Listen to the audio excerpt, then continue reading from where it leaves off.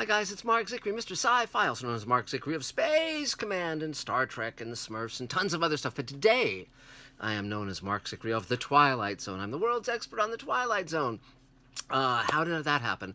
Well, first of all, the great news. The new edition, the long-awaited third edition of the Twilight Zone Companion is now out. It is available for you to buy on Amazon, etc., etc., etc. It is a splendiferous book. It's over 500 pages long. It has over 500 new photos. It's got over 100 pages of new text. It's got audio and video links to Serling and Twilight Zone rarities, plus new interviews with Rod's daughter and George Takei, who starred in the episode The Encounter. And you can listen to those, watch those, etc. It's just quite something. And I'm really, really proud of it. And my publisher, Silman James, has been steadfast on that. And they'll also be publishing my new book, Greenlighting Yourself, next year. So there's a lot of adventures to come. But let's talk about Twilight Zone for a moment, because some of you may know that I'm the world's expert on the Twilight Zone. Some of you may not. And but I'm betting that most of you are fans of the Twilight Zone, because it is such a phenomenal, extraordinary show. So I'll just talk for a minute about the Twilight Zone and just tell you a little bit about my involvement. I, of course, grew up as a fan of the Twilight Zone. It aired at 3 o'clock in the afternoons in syndication when I was a kid. I only saw 2 episodes when they originally aired because it was on past my bedtime. So I saw Death Ship, which was one of the hour-long episodes with Ross Martin and Jack Klugman that Richard Matheson wrote. And I also saw the episode with Robert Lansing, it's The Long Morrow, which also starred Mariette Hartley, and Rod Serling wrote that one. And but I basically watched Twilight Zone in syndication. And when I graduated from UCLA as an art major, painting, sculpture, and graphic arts, I knew I wanted to be a writer, producer in television, but there were no classes in that. Now, I've been going to science fiction conventions since I was a teenager, and I'd met George Clayton Johnson, who was the great writer of The Twilight Zone with Kick the Can and Nothing in the Dark, many other episodes, and he also wrote the first episode of Star Trek that ever aired, The Man Trap, as well as co-writing Logan's Run. So I was a big fan of his work, and we became friends. And so I started having the idea that if I wrote about the Twilight Zone, not only could I research in depth something that I was very, very interested in, but I could also learn how to write and produce television. So I approached George with this idea, and he was very encouraging. And I spent 3 months interviewing people who had worked on the show before I even went to Carol Serling. It was 2 years after Rod's death. I was 22 years old. I had one short story published to my name. Ironically, that Damon Knight, the author of To Serve Man, which was made into a great Twilight Zone episode. He was an editor, a science fiction editor, and my teacher at Clarion, the Clarion Science Fiction Writing Workshop, and he bought my first short story. And but I knew that if I went to Carol Serling with that, one short story under my belt, she wasn't going to let me write about Rod and the Zone. So I spent 3 months interviewing people, and I interviewed 30 people who had worked on the show, and then I went to her house, which had been Rod's house. It was exactly as he'd left it. There was one room that was just the trophy room, and it had 6 Emmys and the 3 Hugos and the Peabody Award and all of that. And I pitched her my idea for the Twilight Zone Companion, and by then I knew a lot about the subject. And she said yes, and I spent the next few years crawling through Rod's attic, going through his scrapbooks and files, taking home his 16mm prints of the episodes, which had the original commercials and coming attraction spots. Amazing stuff. Many of those had never been through a projector. They were just piled high in metal cans in his garage. And the book came out, and it's been in print ever since 1982. And it has sold over 500,000 copies.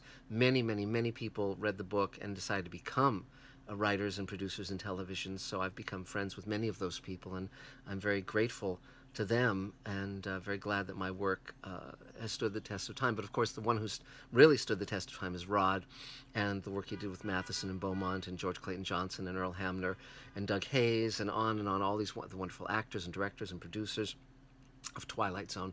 And so, interestingly enough, here I'll show you one of the first editions of the Twilight Zone. This is the first edition. It's very rare. It's the hardcover edition, and these can go up to $5,000 a copy now. Interestingly enough, I wish I had more of them, but I have this one signed by many of the people who were connected with the Twilight Zone. That's Bill Nolan, and here's many of the actors and directors and producers who worked on the show.